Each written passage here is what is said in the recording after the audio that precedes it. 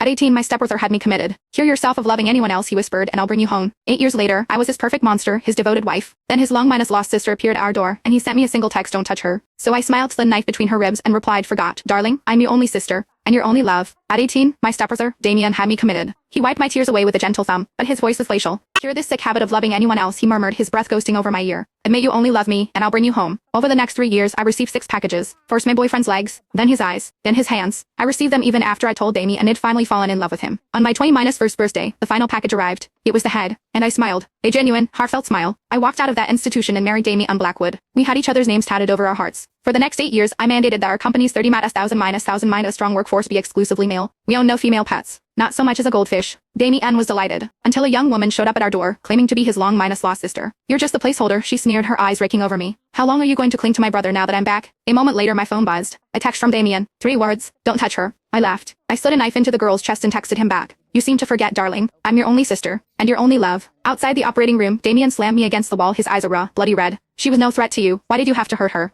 I hadn't seen that particular brand of fury on his face in years. Not since my kidnapping 3 years ago. I let a slow smile curve my lips. Darling, I purred, have you forgotten what you said when we got married? He had held my hand that day like it was the most fragile thing in the universe, his voice a low, obsessive murmur. Sister or lover, you are the only one I will ever have. Now that same hand was crushing my wrist, his rage directed at me, all for another girl. Another sister. A flicker of guilt crossed his face before being consumed by fresh anger. I just want to know when you became so vicious. You taught me, I said, my smile widening to show my teeth. 8 years ago. In that white sterile room. They served me my boyfriend's head on a dinner tray. The sockets were empty, but I felt his gaze on me all the same. That was the day my heart finally hardened into something useful. What's wrong, Damien? Are you not pleased with your creation? He shoved me away, his voice dropping to absolute zero. You better pray she makes it. A surgeon emerged, wiping sweat from his brow. It's a miracle. The patient's heart is on the right side of her chest. The blade missed it completely. Damien's breath hitched in a sigh of relief. Then a strange, small smile touched his lips. Just like mine, he whispered. I froze for a second, then I smiled too. His real sister. The true heiress, of course. Even God played favorites. They wheeled her out on a gurney, pale and weak. When she saw me, she flinched violently, her voice filled with venom. Damien, she tried to kill me. Call the police. She belongs in a cage. Damien said nothing, just took her hand, his expression etched with concern. A cage? Been there, done that. 3 years, I said, stepping closer with a light laugh. And that word, brother, is reserved for me. In one fluid motion, I pulled the decorative pen from my hair and lunged. But Damien was watching me. He was always watching me. He moved faster, his arm a blur as he knocked me to the ground. The next thing I knew, the cold muzzle of a gun was pressed against my forehead.